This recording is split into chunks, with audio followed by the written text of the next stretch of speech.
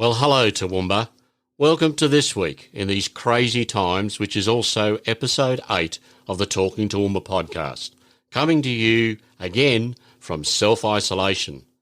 This week, we bring some helpful advice to those sometimes forgotten small businesses from some trusted local professionals. So this week, I spoke to Emma from The Woman's Accountant and Peta from Enterprise Legal, and I can't wait to share with you their tips on getting through to the other side. We would also love you to subscribe to our podcast and help us spread the word, so please share if you think others can benefit. Now, we also wanted to lighten the mood too, with something fun and healthy. So we spoke to Cass from Toowoomba Line Dancing Fun and Fitness about her online digital dance floor. So let's get on with the show. In News of the Week, Toowoomba Regional Council have asked owners to keep dogs on a leash, even at off-leash areas.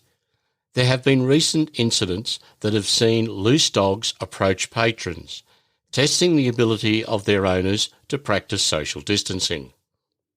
Winter watering times are now in force from the 1st of April. Check the Toowoomba Regional Council website for your region's requirements. They will also begin automating the CBD pedestrian crossings as soon as possible to help limit the spread of coronavirus, and are also urging the community to only flush toilet paper down the toilet after seeing an increase in pipe blockages in the last 2 months. In other news, we would like to give a shout out to the Royal Throne Rooms for asking the Talkin Toowoomba podcast to come on board and partner them in a little initiative called 2 cents worth. This is a business-to-business weekly Zoom meeting streamed via Facebook Live for all to watch and be a part of. This will be a deeper dive into our local businesses, with themes each week pertaining to our current situation. So check out the 2 cents worth Facebook page for details. Now, in the spotlight. Now, I'm going to have a chat with Emma. Now, Emma is pretty straightforward. And when I found out she was an accountant, I thought, she is in fact a very good accountant, and I'm glad to have her on the podcast Talking Toowoomba. Good morning, Emma. Hi, Shane. Thank you for the warm welcome. So tell us a little bit about Emma and the Woman's Accountant. Okay. Oh, goodness. Emma and the Women's Accountant. So the Women's Accountant come about 12 months ago, actually.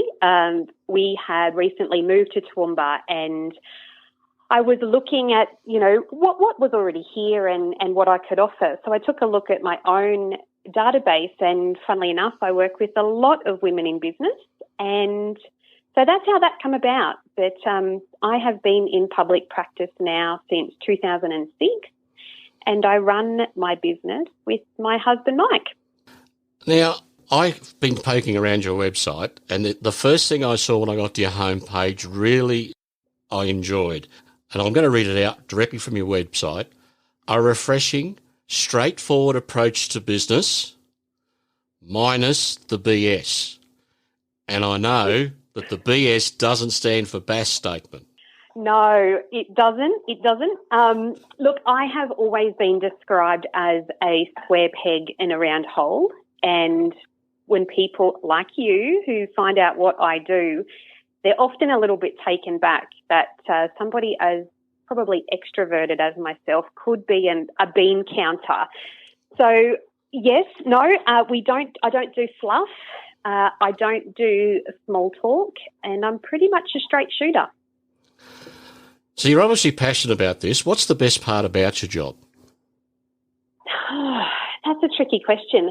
I think for me it is seeing general business success, seeing women come to me with an idea, and often it does just start as an idea, Shane, and, as we work together and find out what they really want their business to look like and what we can do together to make that business successful, it truly does fill my heart to see that, these women are taking just their little baby business and building it something into into something that makes them proud, and that makes me proud too.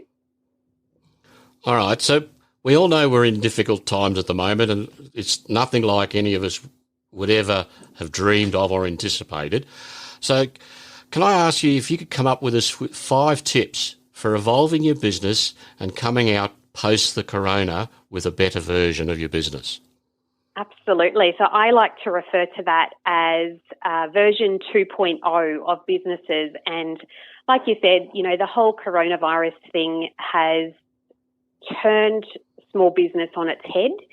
It has ripped the carpet from underneath a number of my clients and things that, they are incredibly good at are being turned on their heads through no fault of their own. So we have been working really hard with those people to come out on the other side. So probably my first tip would be to be proactive. So what I mean by that is, look, I'm not downplaying the fact that what has happened to small business is nothing short of devastating. But at the end of the day, we are all in the same boat. And I guess, instead of dwelling on it, we can certainly turn that into a positive and be proactive. So, we reach out to our banks and see what they can do for us. We review our financial position, in terms of cash flow and things like that. If we are one of those businesses who have been forced to close down completely, for a lot of small business owners, it probably is the first time that they have ever really had some downtime. So as well as being proactive, I think it's really, really an important time for those people in those industries to work on their business rather than in their business. So what I mean by that is have a look at the trading history of what they've done previously and really nut out what has worked for them in the past, what hasn't worked, why hasn't it worked, and what they can do to change it. So, coming back on the other side, we can, make our business better second time round than what it was before. I think that's really, really important. Number 3 would be to certainly keep up with your social media presence. I completely understand that, cash flow is tight and people don't have a lot of money to spend on advertising. But the reality is, our Facebook pages, our Instagram pages, LinkedIn is another one for connecting, is a really great opportunity to, still tap the toe in and let people know that you are still there. The 4th one would probably be look at how you are delivering your product. If it's a product or service that can be offered online, what does that look like? Now, I actually did a Facebook Live this morning about this exactly. And, I have seen a lot of people who have tried to pivot their business but haven't really looked at their market to see whether that's actually going to work for them. So that brings me to number 5 is to ask for feedback.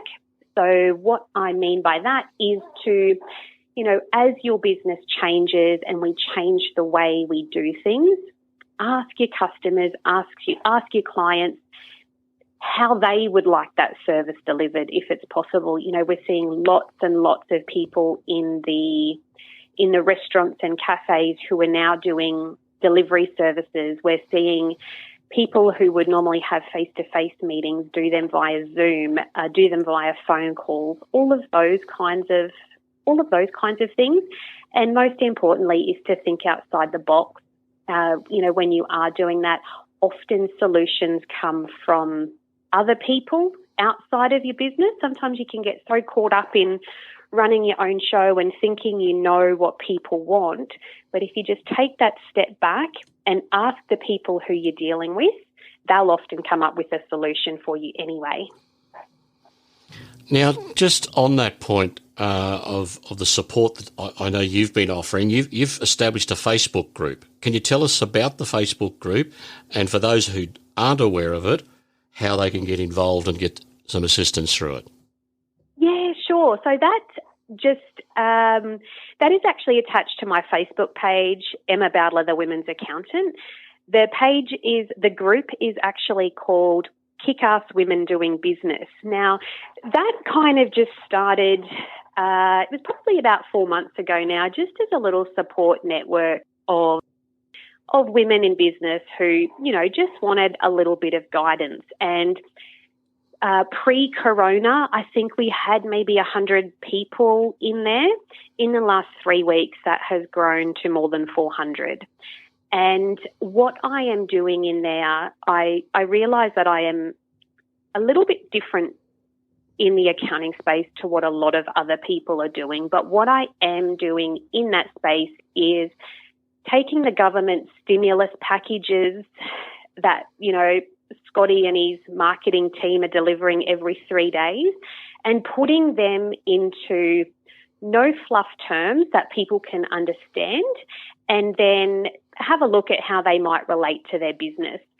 It's been received really, really well every day. At the moment, we are doing an update in there about different things that are happening.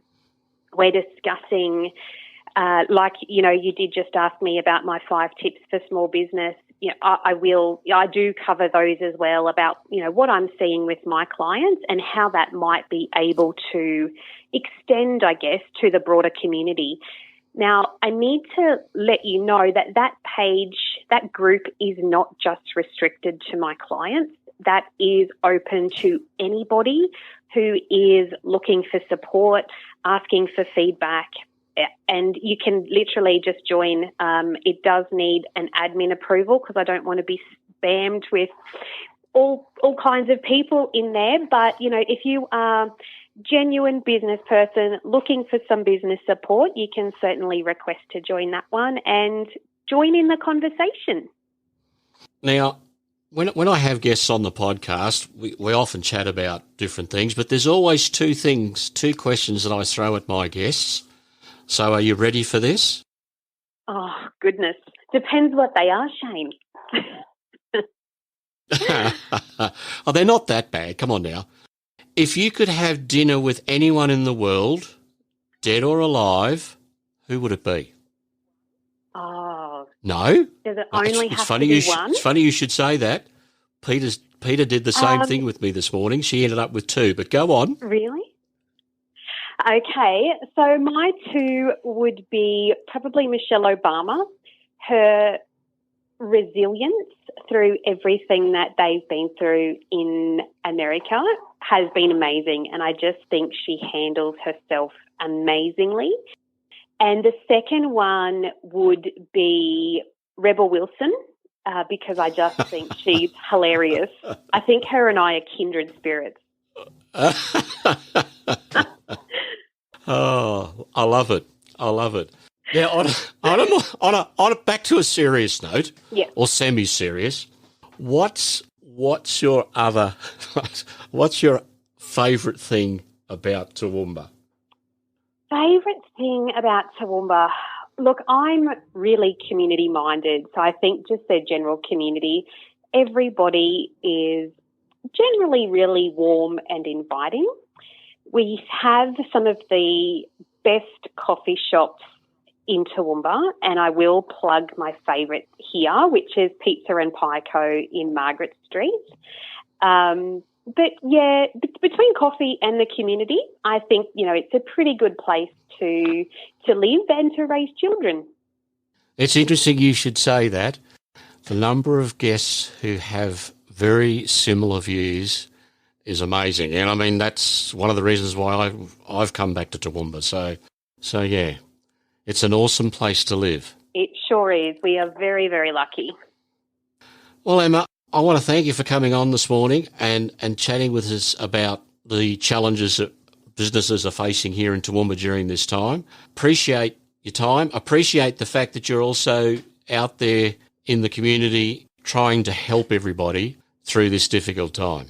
Thank you, Shane. I think, anybody in my position, I would like to think would do exactly the same thing. Well, I'm going to look forward to having a chat to you again on the podcast. I've got a feeling we'll be chatting again. I think we will. Thank you so much for having me. You're welcome. Bye for now. See you later. Thank you. Well, joining me this morning, I have Peta Gray, who is the Principal Legal Director of Enterprise Legal. Morning, Peta. Morning, Shane. How are you? Look, not too bad, all things considered, and we're certainly living in interesting times. So I'm glad we could have you come on the podcast to help us navigate this from a legal point of view. Yes. We're all breaking uncharted waters, so there's plenty of things to consider at the moment. So how long have Enterprise Legal been practicing now? So Enterprise Legal was founded by myself and my business partner, Shanae Ladigan, back in September 2017. So we're coming up, we're 2.5 years at the moment, so which is actually very young by Toowoomba law firm standards. We've got quite a few firms in town who've been going for 100 years or more, so we are very much the babies in that regard. But you specialise in the area of enterprise and businesses, is that correct? Yeah, that's right. Some people might know that there's a general tendency with law firms moving towards more specialisation. So those days of, having your family lawyer who could look after everything for you in one spot, we're kind of moving past that, and lawyers are generally more specialised in certain areas now. So our specialty is business, which means we only deal with business clients. That is businesses of any size. So anyone from a mum and dad or a startup or a micro business all the way through to large businesses such as councils like that. So it's quite a broad range in that regard, but I suppose the type of work we do is only legal services that relates to businesses and not, we don't do things like family law or wills or things like that. I'd like it if you can give us 5 tips that businesses should be thinking about at this point in time. Yeah, sure. Okay. So, Shane, my first tip is my most important one, but it's actually probably a bit broader than strictly a legal tip. So it's being proactive about gathering information. So not just the government directives, which, we're obviously getting a lot of those at the moment, but also information from your accountant, from your lawyer, from your own financials and your own income forecast. So really analysing the own information that's available in your business. And if you haven't done so, to try and work out what your bottom line looks like in the current climate. So, the amount that you need in order to pay your essential bills for the say, next 6 months. If you start with 6 months, that's probably a good place to start. That's what most of my clients and certainly our business is working on at the moment. We know that there's been a lot of commentary from the government that it could be longer than 6 months, but I suppose we do need to start somewhere, and that's a good starting point. I suppose the reason why doing this information gathering is so important is that you can't just rely on the government to give you all the information and assume that it's all just going to miraculously sort out your business problems, because I think there can be a bit of a tendency at the moment that because our government is doing so much in the way of economic stimulus, I think there's almost a tendency for people to sit back and go, oh, okay, well, I was really worried a couple of weeks ago, but it seems like all of these different things will flow through now, and so I'll probably be okay. But the thing with that is there's a lot around the timing of it. So most of these payments aren't coming through until May. So, I mean, if you've got a business that can't even make it through until May, then that's a problem for you. So you need to know about that before it's too late.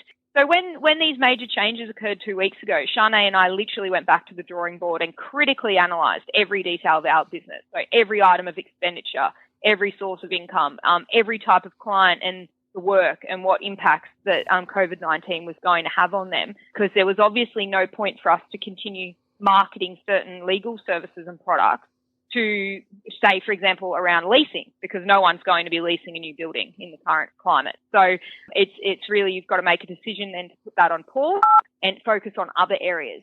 So they're the kinds of things that we really encourage people to be doing. Don't be in the dark.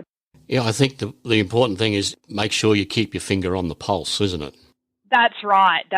And I mean, you do have to balance that with, it can be information overload at the moment. You don't want to get too overwhelmed with all the information out there. So I suppose it's picking out those reliable sources.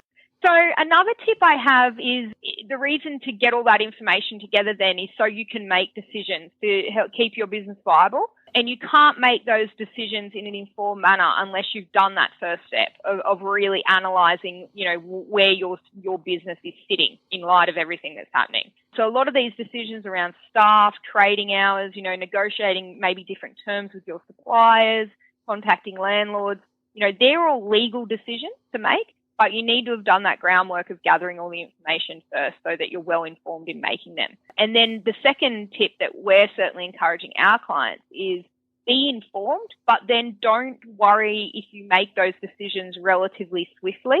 There's a difference between making decisions rashly without having all the information but also still making them swiftly.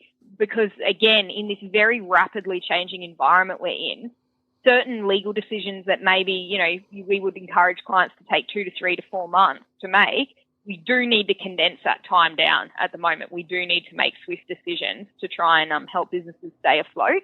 So I do worry that some people are hoping things just get better and kind of putting off making what can be hard decisions in some respects. So we would encourage people to not take that kind of approach, to be proactive, to be informed, but then make decisions relatively quickly.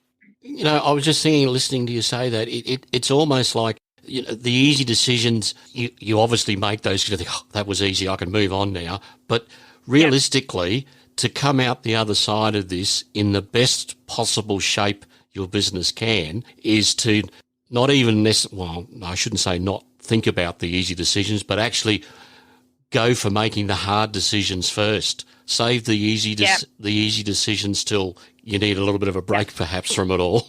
But make sure you concentrate on the hard ones. Would that be a good way to think about it when you're looking at a number of decisions that you've got in front of you? I think that's exactly right. I mean, normally if we were in a normal non-coronavirus environment and say a client came to us and said, look, we're worried about our ongoing financial viability, we would go, well, make these little changes first. So you'd look at things like obviously cutting non-essential expenditure and things like that. So they're all things that people should already have done. And if they haven't, they should definitely do that. But we're already quickly moving on from that in the same breath almost to we need to go further than that. Those things are not going to cut it in the current environment. You have to do more. So I suppose the way Shanae and I looked at it for our own business was that we planned for the worst. So, if your worst case scenario might look like, well, what if I get no income? So not a single dollar of income for the next 6 months. Work out, can you make your business model survive those 6 months? Can you? Run those figures. Look at what you can cut. Look at all of those things. And then if you can get these, different payments and different stimuluses that the government is releasing, well, then you'll be pleasantly surprised because you will have already worked out your bottom line on the worst case scenario, and those things will only help you. So I suppose, you're exactly right, Shane. Like we're well past the point of just making some little tweaks for most businesses, and we do really need to dive in and start looking at those harder decisions. Have you got any other tips for us, Peta? Yeah, so I've just got 2 other tips which I have been banging on about a bit in our enterprise legal social platforms, but they're both important ones. So the first one is about staff. So arguably that's probably the trickiest issue for businesses to navigate at the moment because there's just so much to consider in that space. The government directives are continuing to be added to every week. So as staff are usually the biggest cost for businesses, it's really important that you make the right calls regarding them. So in a nutshell, you need to weigh up what the immediate benefit of making certain decisions is compared to the long-term benefits and pain and gain of making those decisions. Now, that's not easy, navigating redundancies versus stand downs versus just letting casuals go. There's a lot to consider in that realm. And again, there's no, I think people might make an assumption that the government will give you the answers. They can't give your business the answers because it is different for each business what is going to be the right decision in that regard. You really do need to apply the information to your own circumstances and make the right call for you. And then the second issue, which is probably the second most common one other than staff, is about leases. So if you have a shop front and your business has been affected by coronavirus, which is most businesses, but not everybody, then you need to be speaking to your landlord. You need to be proactive about having those conversations. Some landlords have been great in terms of they've been proactive in going to tenants, But other landlords are putting their head in the sand and going, well, it's not my problem, it's not my problem. Coronavirus is everyone's problem. So anyone who says it's not their problem is incorrect, in my view. Coronavirus is everyone's problem. But I suppose where those landlords are coming from is that it's not a matter if you're a tenant to just go, oh, I can't pay the rent, because the landlord's running a business too. So equally, it's not their fault that we're in coronavirus.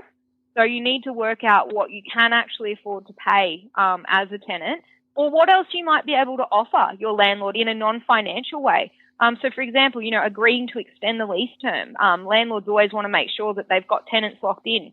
That looks good in terms of in their books if they've got leases that go for longer.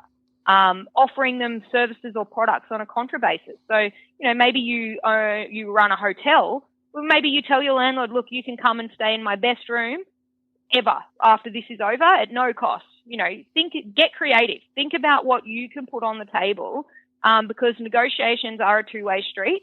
So don't just ask from your landlord without giving them anything in return. So, and similarly, like I said, there are landlords who are acting and doing the right thing, but there are some who are trying to wipe their hands of it, which that might be working for them now. I mean, again, we're kind of coming to a pointy end now. As we're recording this, I think the government's meant to be making a decision later today on making some more announcements around commercial rent.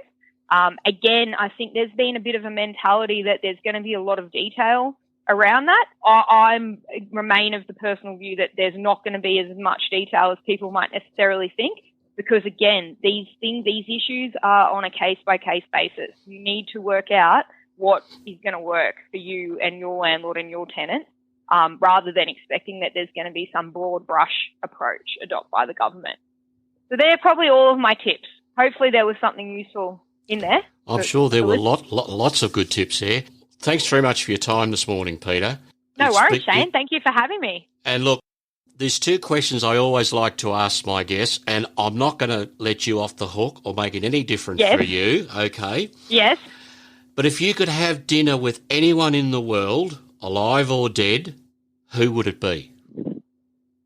So this was a difficult question, but I've picked Hillary Clinton, and not because I have any political, that's not a political aspiration or anything, but I love that Hillary has suffered some really terrible public disappointments. Arguably she lost an unlosable election to Donald Trump, but she's always maintained poise and dignity and, hasn't kind of let it get her down over time. So I'd love to pick her brain about how she manages to stay so resilient in that regard. And I also really like Alan Kohler from the ABC, the financial advisor, because he makes finances interesting and easy to understand. And I'd love to pick his brain about the current situation. Well, that could be an interesting dinner party with the three of you then, couldn't it? It could.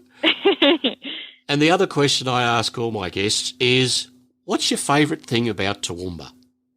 Yeah, so my favourite thing about Toowoomba is definitely the diverse patchwork of awesome businesses that exist. So, I mean, the reason why I am a business lawyer and have always been a business lawyer, why we started Enterprise Legal, is that I just genuinely love business. I love hearing how people come up with new businesses and make them work. And what I love here is that there's just so many really good stories. I think in Toowoomba we sometimes get bogged down in the Wagners and the bigger stories, which, are great, but there's just so many good little stories that are out there, and that's what I really like. It's been a pleasure having you on this morning. Thank you very much for your time. Look forward to chatting to you again in the future. Thanks, Shane. Now, if you want to hear the extended interviews with these two who have been doing a mountain of extra work for all of us around town, we will upload the interviews in their entirety. Here's something you can do as a family to help stay active and release some of that pent-up energy. It's line dancing, but not as most of us know it. And I'm chatting with Cassandra, really known as Cass, from the Toowoomba Line Dancing Fun and Fitness Group. Cassandra's got some interesting things that she's decided to come up with due to the coronavirus. Morning, Cass. Hey, Shane. How you going? Look, really well. Now, what are you up to? Well, like many others, I am now at home. I'm doing a bit of work for my usual job at home.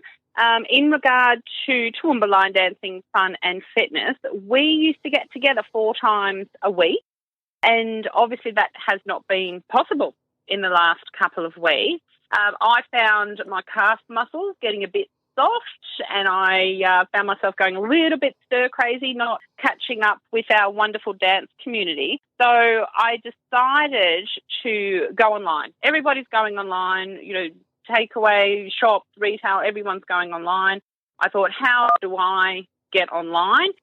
There was a digital weekend run in the UK or in America not that long ago that I did tune into, and they had lots and lots of different instructors teaching lots of different dances, and little old me thought we can do that as well. So I created what's called a digital dance floor, which means I create a private group.